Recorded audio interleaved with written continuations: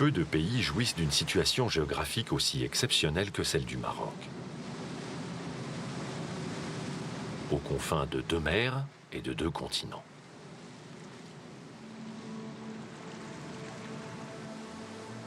Elle est l'Occident du monde musulman, d'où son nom arabe Al-Maghrib al-Aqsa, pays du soleil couchant.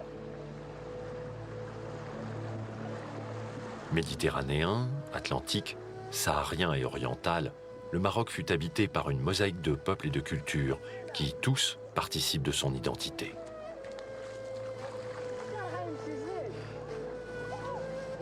Dès l'Antiquité, par sa position stratégique, cette terre et ses premiers habitants, les Berbères, entrent dans la sphère d'influence des grandes civilisations méditerranéennes, les Phéniciens, les Carthaginois, les Romains, les Byzantins et les Arabes.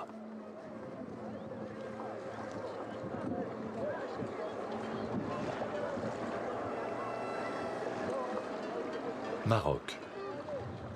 Un nom qui évoque aujourd'hui les fameux palais chérifiens entourés de somptueux jardins, les souks colorés et odorants, les fascinants charmeurs de serpents, la fantasia et ses rites éclatants.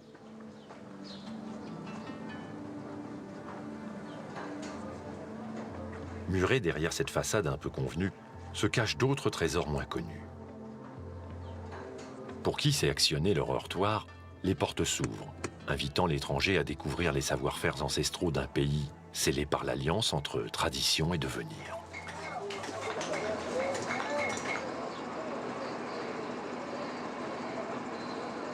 Qui sont les Marocains? Des Arabes, pense-t-on le plus souvent. Pourtant, ces derniers de confession musulmane ne sont arrivés d'Arabie qu'à partir du 7e siècle et ne représentent qu'un tiers de la population.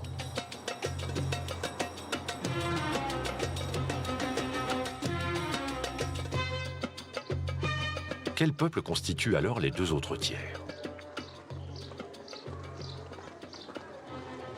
Ceux que l'on appelle aujourd'hui les Berbères. Du nom donné jadis par Rome, Barbarus, qui désignait ainsi les populations d'Afrique du Nord non romanisées. C'est entre le 8e et le 3e millénaire que s'est formée la souche de cette communauté.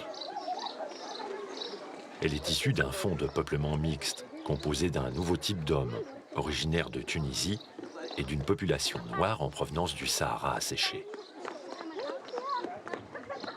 Durant la première moitié du 1er millénaire, les Berbères se répartissent progressivement en une multitude de tribus, souvent rivales. Pendant ce temps, les Phéniciens et les Carthaginois fondent en Afrique du Nord des comptoirs au débouché des routes commerciales.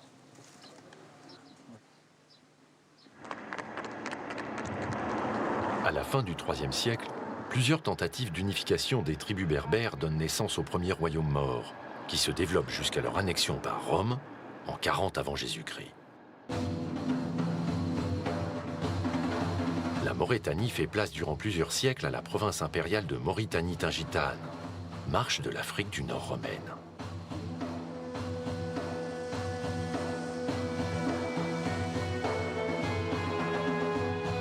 La mainmise de Rome ne signifie pas pour autant une assimilation totale de la culture berbère, et ces derniers s'insurgent de façon répétée et parfois durable contre l'occupant.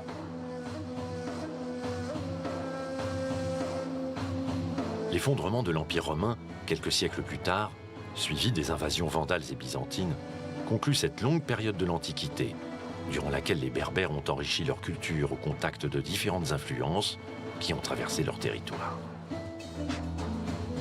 Je dirais que la civilisation marocaine, même la culture marocaine en général, c'est une mosaïque de cultures qui s'est inspirée de beaucoup d'influences.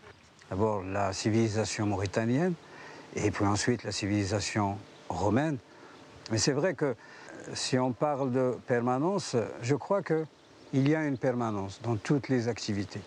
Étant donné que ces civilisations, ils n'ont pas simplement laissé leurs traces au Maroc, mais presque dans tout le bassin méditerranéen.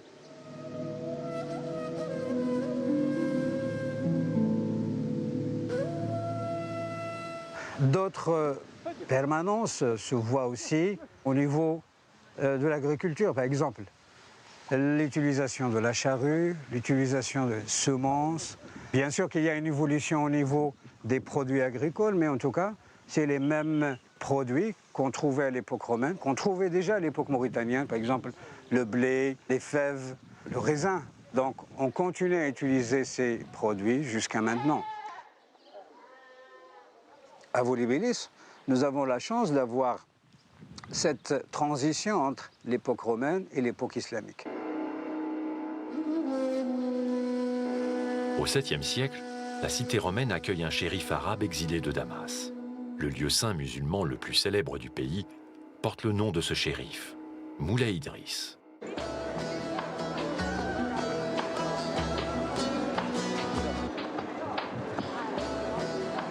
Ce dernier est le fondateur du Maroc et de ses deux premières capitales, Volubilis puis Fès. Avec la conquête arabe, le destin du pays est définitivement scellé. Les influences latines et chrétiennes s'évanouissent face à la civilisation arabo-musulmane.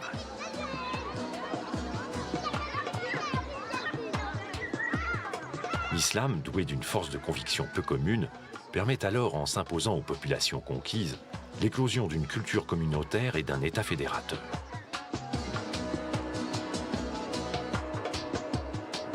L'histoire du pays, dès lors, est liée à celle des 6 dynasties qui se succèdent sans discontinuer durant 1300 ans. D'une part, les dynasties chérifiennes idrissides, saadiennes et alaouites descendantes du prophète Mahomet.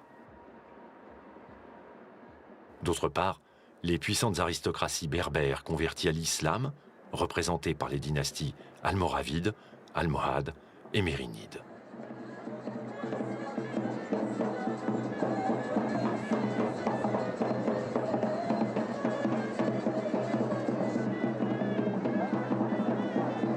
Ensemble, elles engendrent à la gloire d'Allah une culture, une architecture, un artisanat, un art de vivre, tout à la fois authentique et spécifique. Fès, Marrakech, Rabat, Meknès. Le cœur politique et culturel du Maroc continue de battre dans ces 4 villes, tour à tour élues capitales de l'empire chérifien au gré des volontés dynastiques.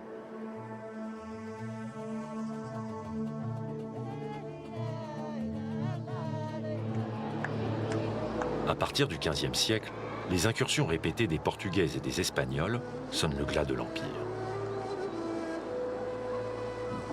Ce dernier entame dès lors un lent déclin qui aboutit à l'occupation du pays par la France. Le protectorat, signé en 1912, prend fin en 1956 avec la proclamation de l'indépendance sous l'impulsion de Mohamed V.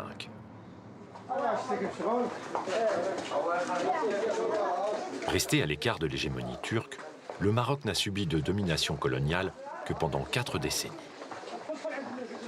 C'est là l'un des facteurs qui a contribué à modeler le visage original de la nation marocaine, l'une des plus conservatrices dans le monde arabe, qui a su garder les traits fondamentaux de sa personnalité.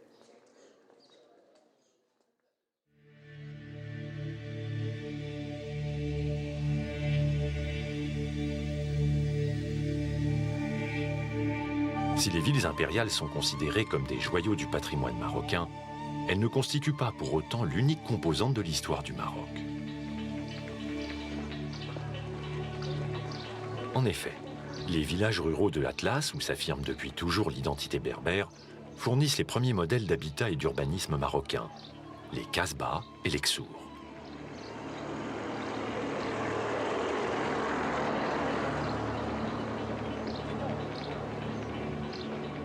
C'est au sud que le pays offre les plus beaux spécimens de cette remarquable architecture de terre, qui n'a jamais été influencée par la conquête arabe et le développement de l'art hispano-mauresque.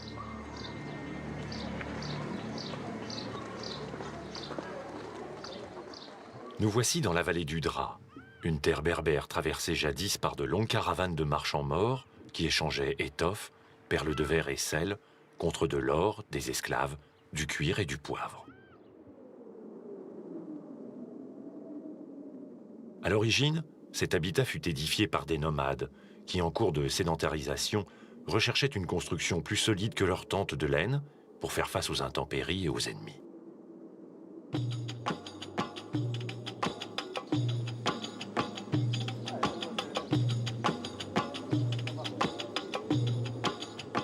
C'est pourquoi ces petites forteresses sont établies le plus souvent sur des pitons rocheux ou en bordure de falaise. Isolées et situées sur une position dominante, elles exprimaient l'autorité des représentants du sultan, les caïds, ou des gouverneurs d'une ville impériale, les pachas.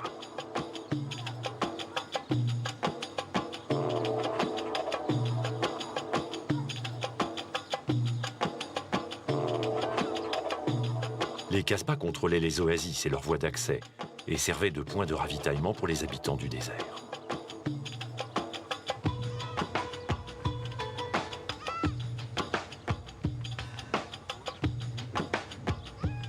Actuellement, elles abritent des notables ou des cultivateurs lorsqu'elles ne sont pas tout simplement à l'abandon.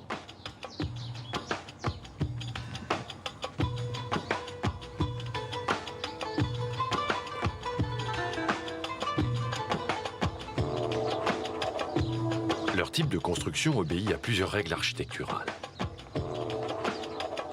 Sur des fondations de pierre, d'épaisses murailles flanquées de 4 tours d'angle délimitent la construction.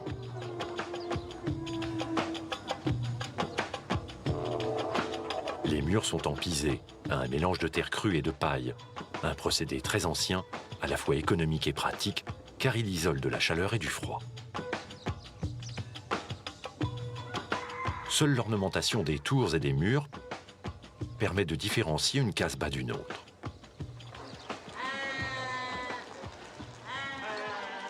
Voyons de quelle manière ces bâtisses étaient organisées à l'intérieur.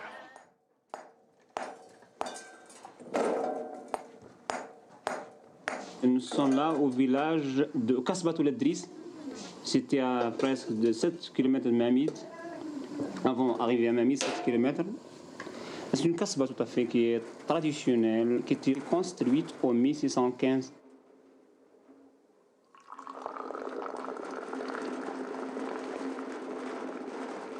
Normalement, à l'époque, il est complètement différent qu'en notre jour.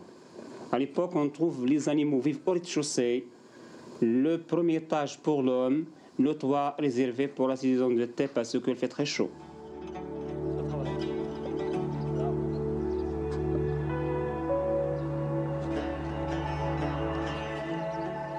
Et ce qui concerne les chambres qui sont en bas, sert pour les stocks de foin, de paille, de luzerne, les céréales, les dattes.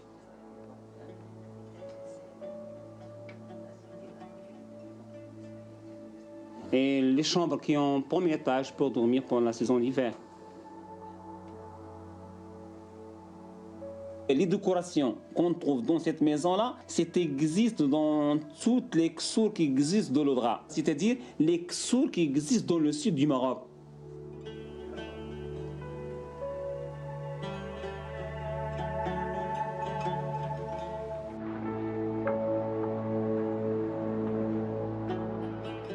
On trouve normalement toutes les maisons de Kasbah, pas de fenêtre. On trouve un patio dedans pour passer la lumière, joue le rôle d'une fenêtre pour passer aussi le soleil.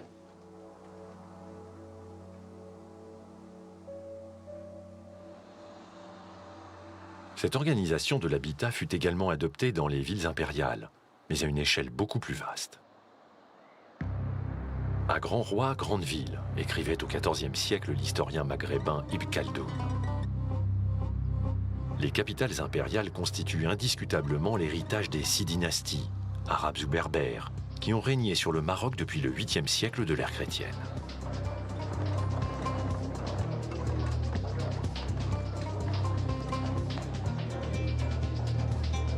Situées au cœur d'un empire s'étendant à son apogée sur l'Andalousie et toute l'Afrique du Nord, ces villes ont servi la puissance et le prestige de leurs souverains.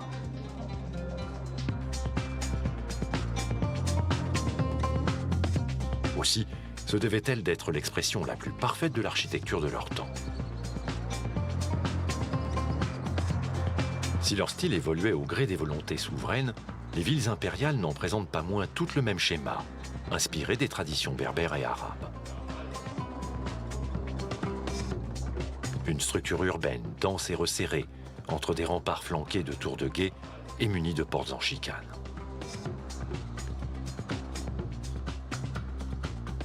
Ensuite, l'agglomération se développe toujours autour de la grande mosquée, qui forme le pôle culturel et spirituel du centre urbain. Cette sorte de toile d'araignée est constituée d'impasses privées, calmes et silencieuses, menant aux maisons, et de ruelles encombrées et bruyantes, donnant accès au quartier. Elle est également traversée par de grands axes qui relient les portes de l'enceinte. En dépit de cet apparent désordre, la construction de ces cités obéit à une logique spécifique.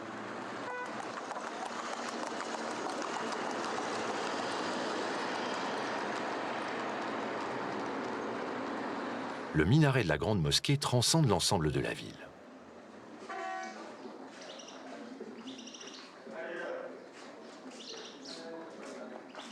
Lieu de prière par excellence, la mosquée était aussi jadis une université et un tribunal de justice.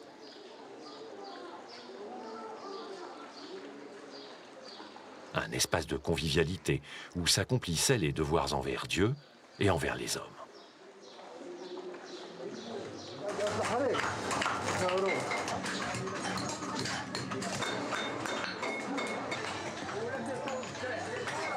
L'aire commerciale, fouillis de petites échoppes, d'entrepôts et de souks, est toujours implantée à distance des quartiers résidentiels et s'ordonne suivant une hiérarchie qui va du centre vers les remparts.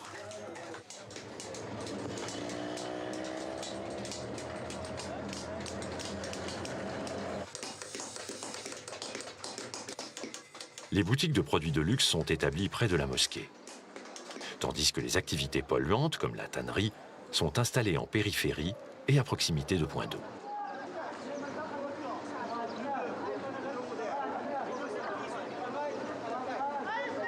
Hormis les lieux de vente et les établissements industriels, l'activité économique connaît une autre sorte de structure.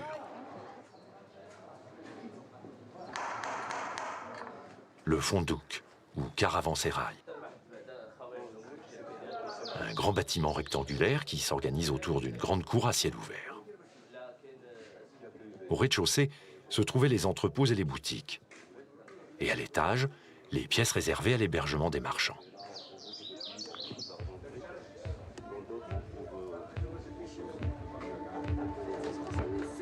Enfin, cette zone économique est pourvue de nombreuses fontaines luxueusement décorées, dont l'aspect n'a pas changé depuis plusieurs siècles.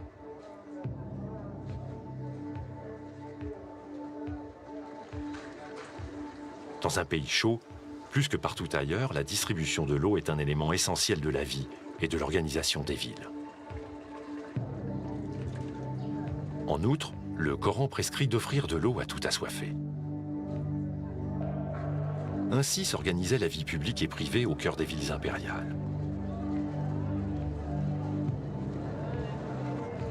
À quelques exceptions près, elle demeure la même aujourd'hui.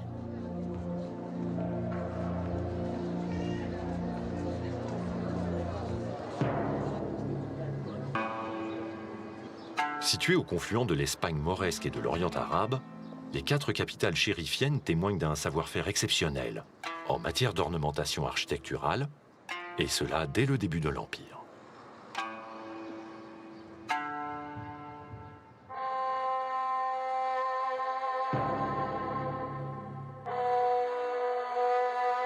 Au 8e siècle, 8000 familles arabes chassées d'Andalousie par les armées chrétiennes s'installent sur la rive droite de Fès. 100 ans plus tard, 2000 familles originaires de Kérouan en Tunisie s'établissent sur l'autre rive. Les nouveaux venus apportent avec eux l'art et le savoir des civilisations arabes et andalouses. C'est ainsi que, sous le règne des Idrissides, la première université du monde occidental voit le jour, la mosquée Al-Qarawin.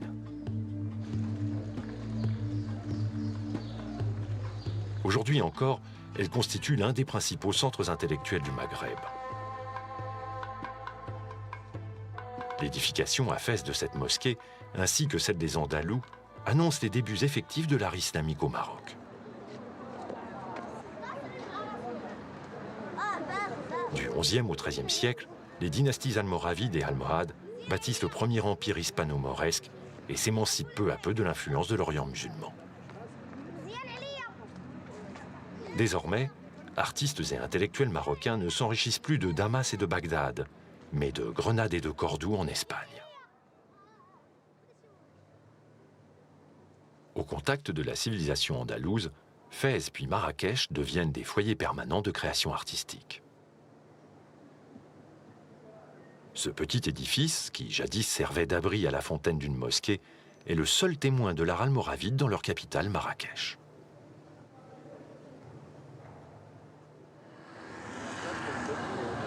Au XIIe siècle, les Almohades développent cet héritage et assoient les fondements d'un art que leurs successeurs ne feront qu'imiter. La perfection de leur construction et leur riche vocabulaire décoratif consacrent un nouvel essor de l'art hispano-marocain. Le minaret de la Koutoubia, la grande mosquée de Marrakech, en est un parfait exemple.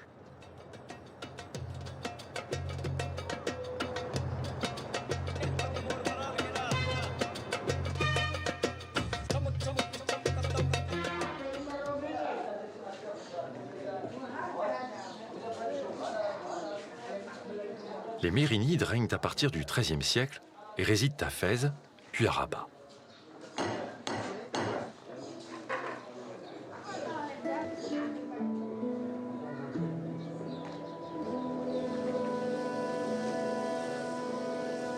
Ils embellissent les villes du royaume d'une multitude de monuments, dont le décor de plâtre et de bois sculptés témoigne du raffinement de l'art hispano-mauresque.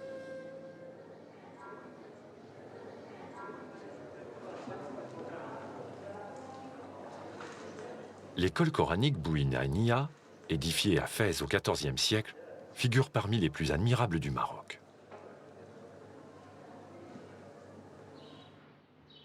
Après une période de troubles et d'invasions, une nouvelle dynastie monte sur le trône au XVIe siècle, les Saadiens.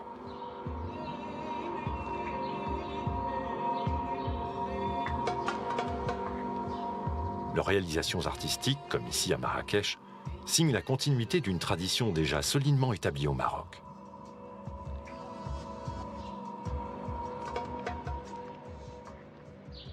Cet ensemble architectural, où les éléments décoratifs fleurissent à profusion, était destiné à recevoir les tombeaux des souverains saadiens.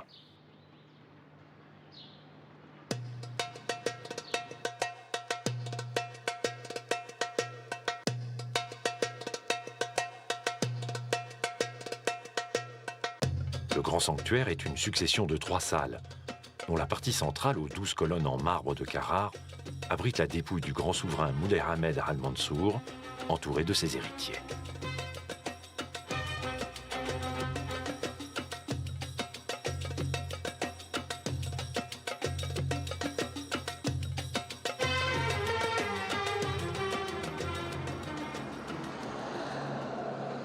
Au milieu du XVIIe siècle, la lignée saadienne est remplacée par la dynastie alaouite, dont descend l'actuel roi du Maroc, Mohamed VI.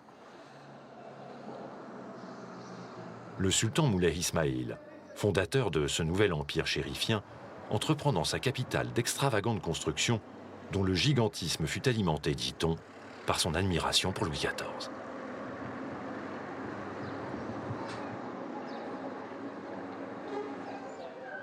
Ainsi, au XVIIe siècle, Meknès se métamorphose en une puissante citadelle aux allures versaillaises.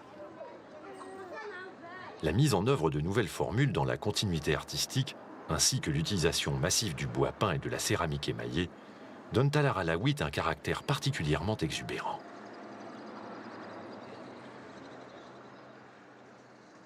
Parallèlement à l'architecture, se développe une importante production d'objets manufacturés et s'épanouit une pratique propre à la culture marocaine, le tatouage au henné. Manufacturés ou tatoués, les arts traditionnels se regroupent en 2 grandes catégories, le rural et le citadin. Si elles ont chacune leurs normes, ces dernières n'en possèdent pas moins une unité, qui réside essentiellement dans les graphismes. Tous sont issus d'éléments d'architecture, transférés et miniaturisés. L'esthétique marocaine, en s'enrichissant au fil des siècles de nombreux apports, s'est développée parallèlement à la culture savante. Les artisans ont ainsi créé un univers visuel de plus en plus complexe, où les compositions géométriques et florales donnent le vertige et invitent le spectateur à se perdre dans l'infini, favorisant ainsi la méditation.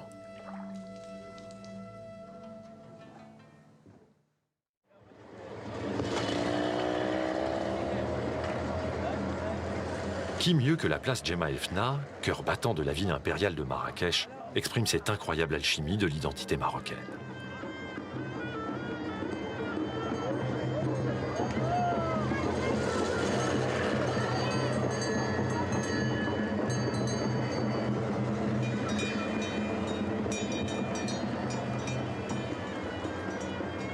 Lieu de convergence des cultures populaires, creuset bouillonnant de la mémoire, de l'imagination, du savoir et des savoir-faire, l'incontournable place, en dépit de son nom lié au trépas, n'en finit pas de célébrer la vie, d'ici et d'ailleurs.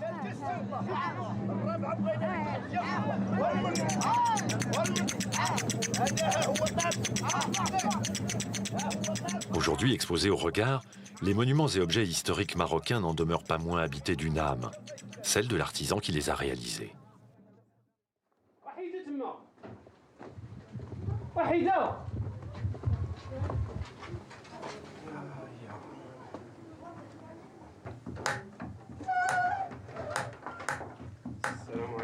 Jusqu'à une époque récente, l'enseignement des métiers d'art traditionnels au Maroc se faisait selon la pratique ancestrale du compagnonnage.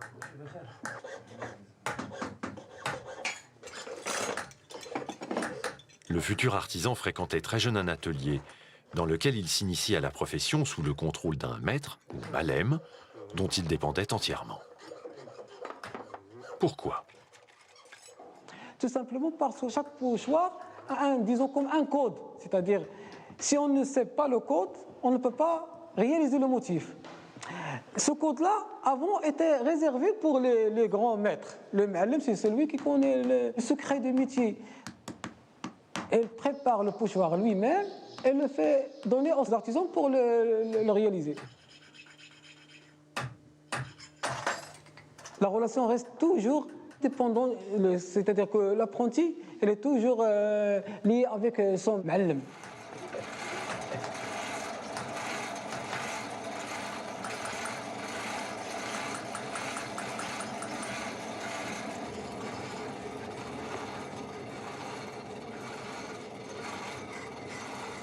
On l'a compris, l'enjeu économique de l'entreprise artisanale était important.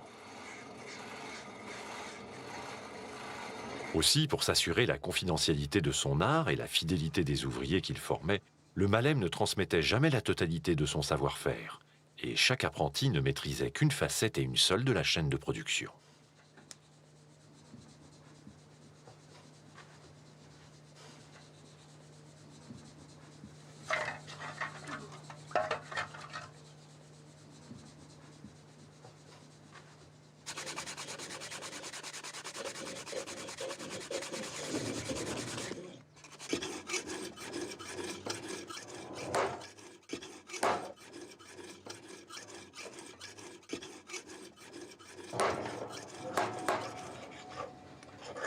La dernière étape de la chaîne consiste à graver le décor, puis à appliquer au dos du bijou le poinçon du malem.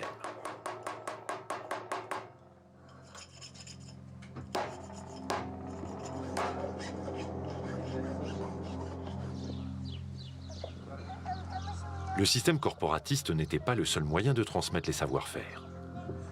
Il pouvait être également assuré par les coopératives familiales.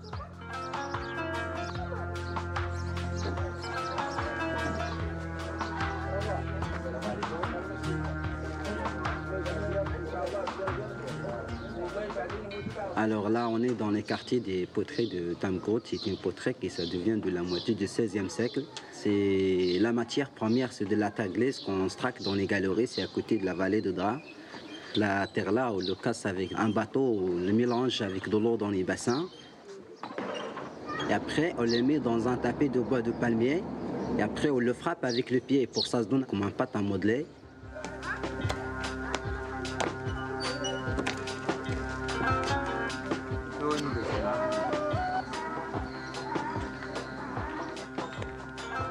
Une fois pétrie, l'argile est prête à l'emploi.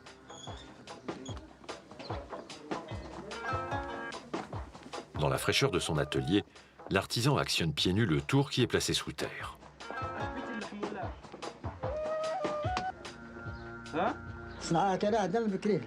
Cette façon de travailler est vieille de 500 ans. On l'a apprise de nos parents et de nos grands-parents, et on l'a améliorée au fil du temps. Ainsi, quelle que soit la demande, on est capable de l'exécuter.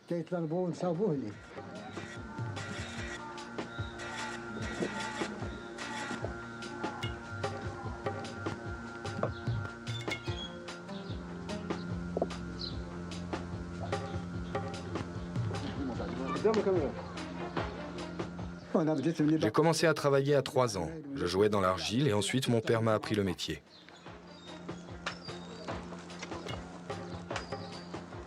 « 17 heures.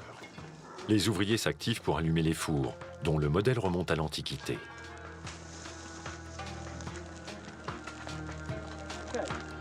Les pièces façonnées le matin sont enduites d'un émail puis séchées au soleil, avant d'être cuites 2 fois à haute température. Les couleurs sont naturelles et proviennent de la région. Il y a la terre brune et la terre verte. Il existe ici 7 ou 8 boutiques tenues par différentes familles, dont chacune comprend de 7 à 10 ou 12 membres.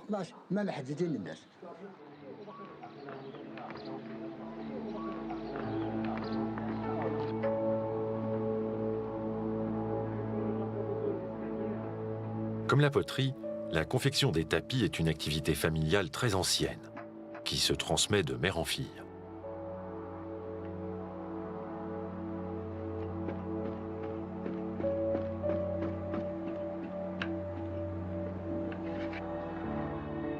Cependant, l'initiation au tissage est un rude apprentissage. Il ne s'agit pas seulement pour la jeune apprentie d'assimiler un savoir-faire technique. Il lui faut également mémoriser la gamme des couleurs, les différents signes et symboles décoratifs, ainsi que le registre des compositions.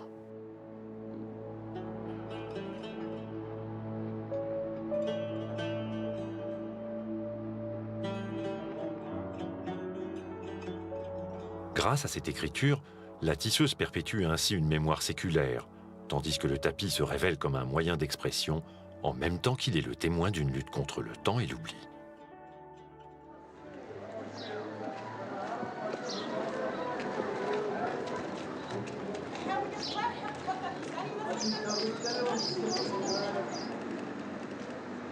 Aujourd'hui, nombre d'artisans travaillent pour leur propre compte. Si la plupart produisent en masse pour le tourisme, une poignée se consacre encore dans l'ombre à des travaux d'une grande finesse d'exécution.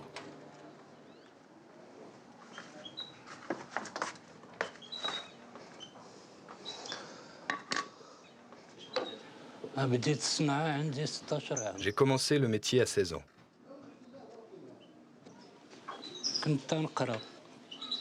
J'ai étudié jusqu'en 1969.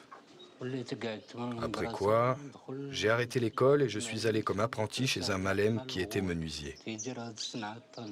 J'ai travaillé avec lui jusqu'en 1972.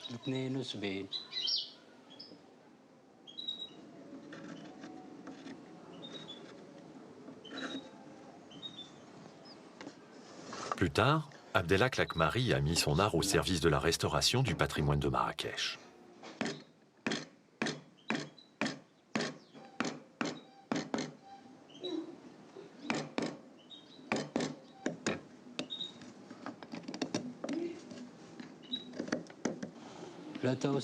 En 1973, j'ai commencé à travailler dans une société au moment où on restaurait les palais royaux. La société a été dissoute quand le directeur est décédé. On s'est alors retrouvé totalement désœuvré. C'est alors qu'il a participé à la restauration du minbar, où Cher a prêché de la mosquée de la Koutoubia. Ce véritable chef-d'œuvre de marqueterie, composé de bois précieux incrustés d'ivoire, fut réalisé par des artisans de Cordoue au XIIe siècle. On a fait appel à moi et à d'autres artisans pour restaurer le minbar. J'ai alors participé à la réalisation de ces pièces, celle-ci et celle-là.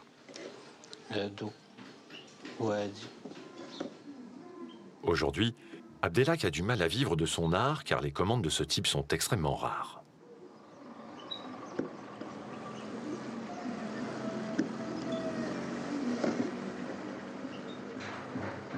Une situation économique que ne connaît pas l'entreprise Arnaji, implanté à quelques encablures de Fès.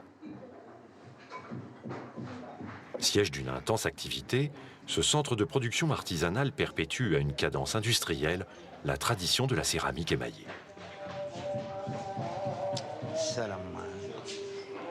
Là, c'est différentes couleurs de Fès qui existent là, différents motifs. Toujours la couleur violet se transforme en bleu après la cuisson. C'est déjà ce qu'on appelle le bleu de Fès. C'est à base de cobalt, ce sont des couleurs minérales.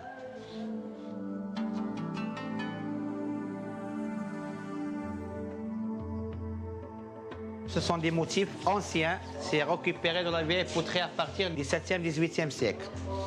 Des motifs polychromes et monochromes. La transformation des couleurs, ça existe après la cuisson, après la deuxième cuisson.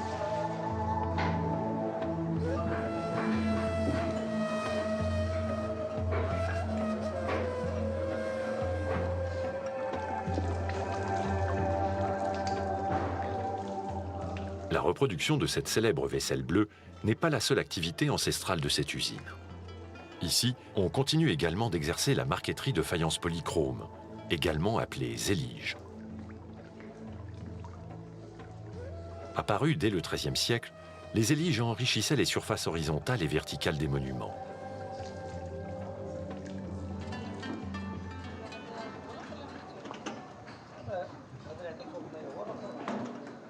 La production de ces mosaïques nécessite plusieurs étapes. Tout d'abord, il faut laisser sécher au soleil la terre grise de Fès, avant de la découper selon une forme appropriée à sa future utilisation.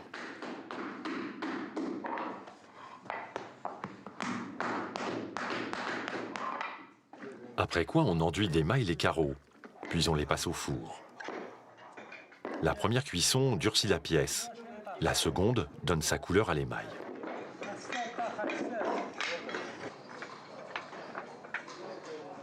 Les fours portés à très haute température sont alimentés grâce à un combustible bien connu depuis l'Antiquité, la pâte d'olive.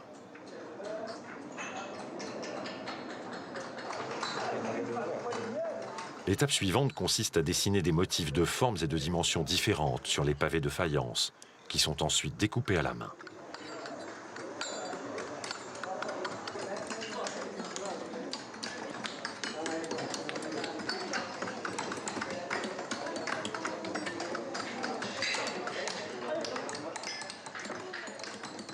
Lorsque ces tesselles sont prêtes, on les assemble à l'envers, pièce par pièce, suivant la configuration de l'objet souhaité, puis on les cimente entre elles. Un délicat puzzle.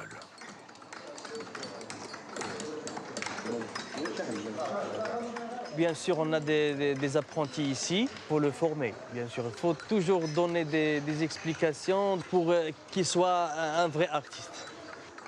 On a la matière première, c'est de l'argile, et la main de l'artiste, bien sûr.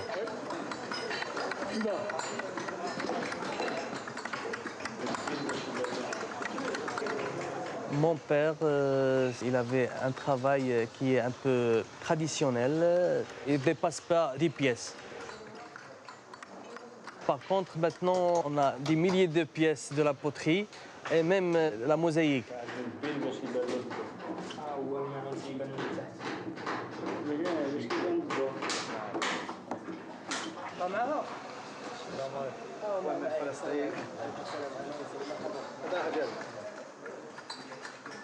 La mosaïque, à l'époque, ça se fait que dans les maisons, les vieilles maisons de la Médina.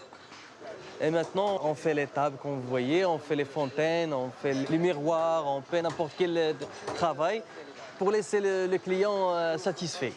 Exactement.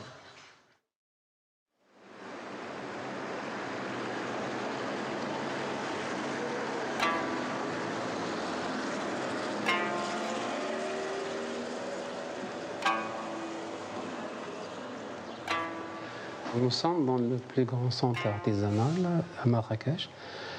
L'idée sur laquelle on se base, c'est d'abord la conservation du patrimoine marocain et assurer un revenu, une entrée de devises. C'est grâce à l'export des articles qui sont exposés ici.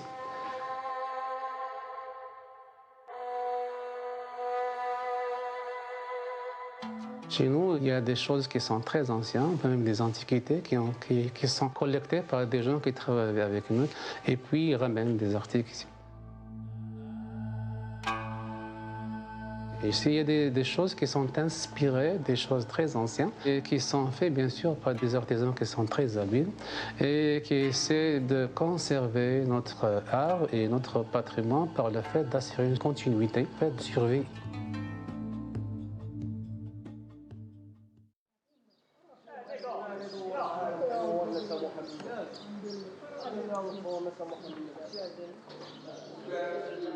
Les arts traditionnels sont aujourd'hui à la base de la création et des pédagogies nouvelles des écoles d'art et d'artisanat.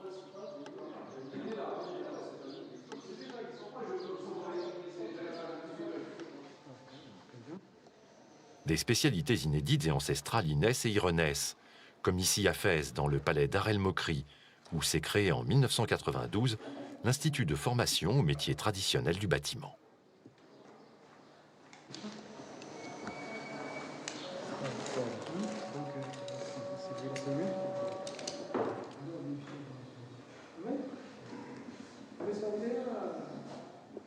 La création de l'Institut, c'était dans le sens de sauvegarder les métiers qui sont en train de disparaître, comme par exemple le zli, c'est la mosaïque marocaine, ou bien la sculpture sur plâtre, ou bien notre spécialité, c'est la peinture traditionnelle marocaine, c'est zouak. Nous avons fait une comparaison avant. La comparaison a donné que les artisans d'avant, tout d'abord, la question du temps, c'est-à-dire que le père apprend le métier au fils pendant, disons, 10 ans, 15 ans. Mais actuellement, on essaye de préparer les stagiaires pendant, disons, 12 ans, au lieu de rester chez les artisans pendant 5 ans, 6 ans. Puis la question d'apprendre. Avant, les ma'allim n'ont pas la patience de donner le métier aux stagiaires de cette manière. Nous, actuellement, on fait apprendre aux stagiaires comment elles vont décoder le code, c'est-à-dire n'importe quel motif, elles peuvent avoir le code pour réaliser un autre d'une grande dimension, bien petite dimension.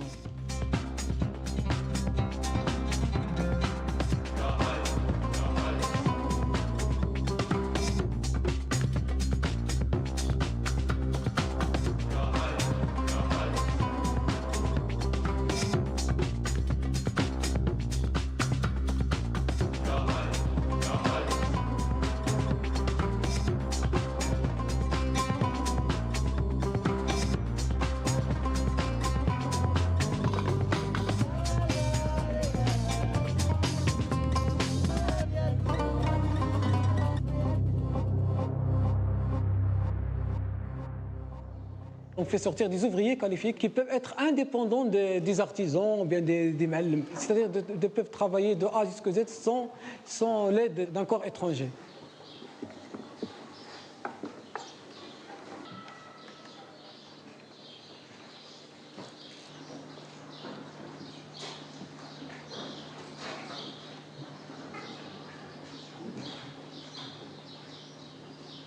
Cette année, on a formé 4 groupes, une moyenne de 15 personnes par groupe, c'est-à-dire une moyenne de 60 personnes par an.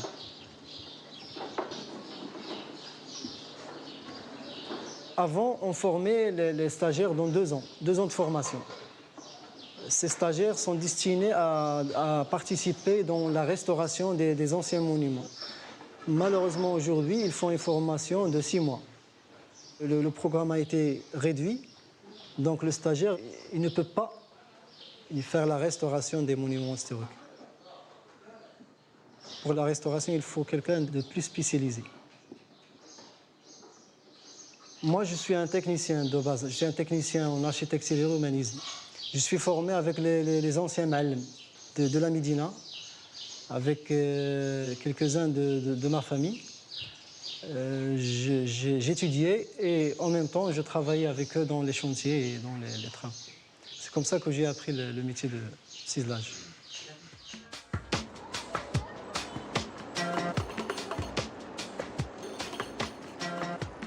Une fois sorti de l'école, l'artisan a toute liberté de s'installer à son compte, de réinterpréter, de renouveler et d'inventer des matériaux, des concepts, des langages, des formes et des techniques.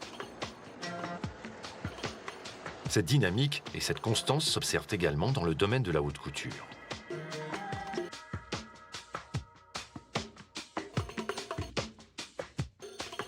C'est dans le passé identitaire de son pays que le couturier Noureddin Amir puise son inspiration.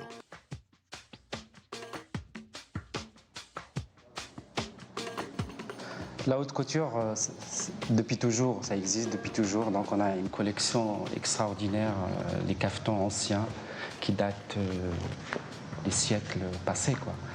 Et il y a une richesse incroyable. Et moi, j'ai toujours été fasciné par ça.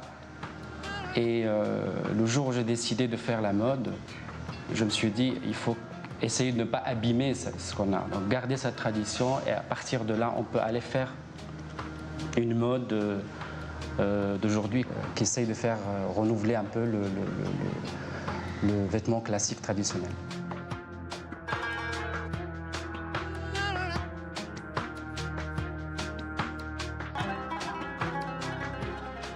J'ai beaucoup voyagé, donc j'ai dans le sud toujours. Il y a une inspiration très forte de la terre, les couleurs de sud.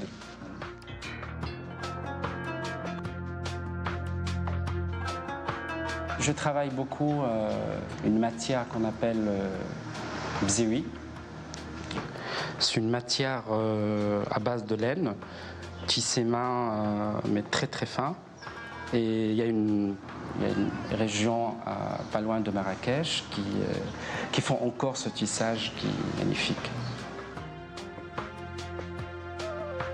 L'essentiel pour moi, c'est une inspiration très profonde par rapport à la tradition et le vêtement traditionnel. Et à partir de là, faire des choses d'aujourd'hui, quoi. Parce que finalement, on n'a pas une mode au Maroc d'aujourd'hui.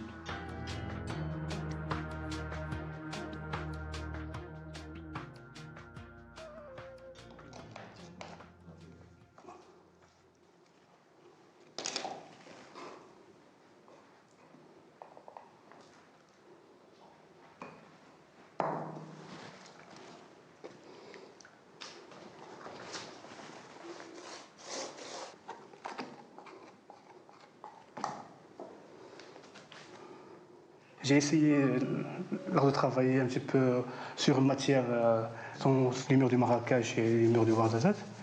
Et à partir de ce jour-là, j'ai commencé à travailler sur la toile du jute, que je préfère toujours, je travaille toujours avec une technique bien sûr mixte et tout, qui est mélangée avec le pigment et du sable et tout.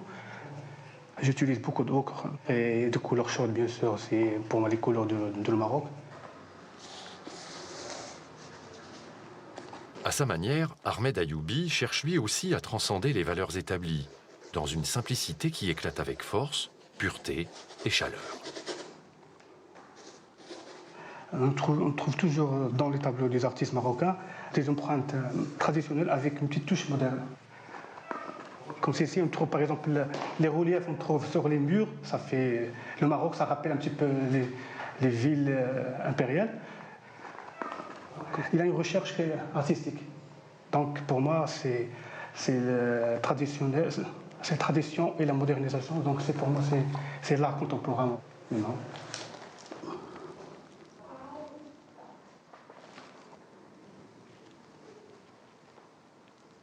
Et pour terminer, les tableaux, ce ne sont pas des cartes postales du Maroc. Ce sont des œuvres artistiques. Ça passe pour n'importe quel pays, pas que le Maroc.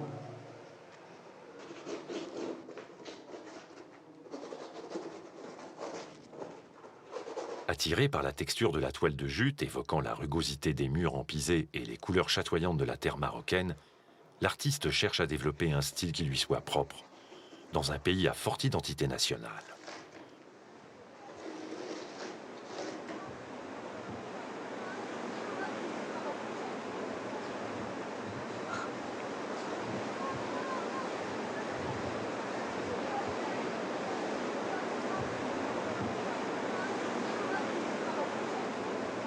Qu'est-ce alors que la culture artistique marocaine ?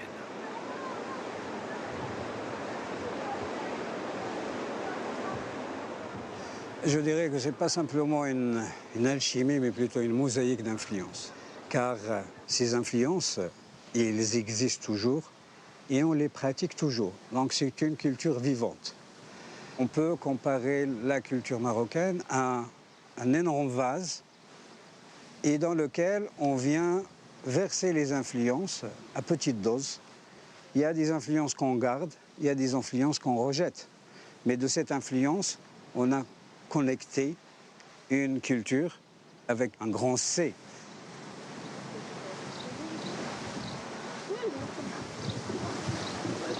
De cette créativité millénaire interculturelle, qui a notamment forgé l'identité du royaume, est né ce formidable succès international que connaît depuis quelques décennies l'exportation de la production artisanale et artistique marocaine. Un retour à l'envoyeur, en quelque sorte.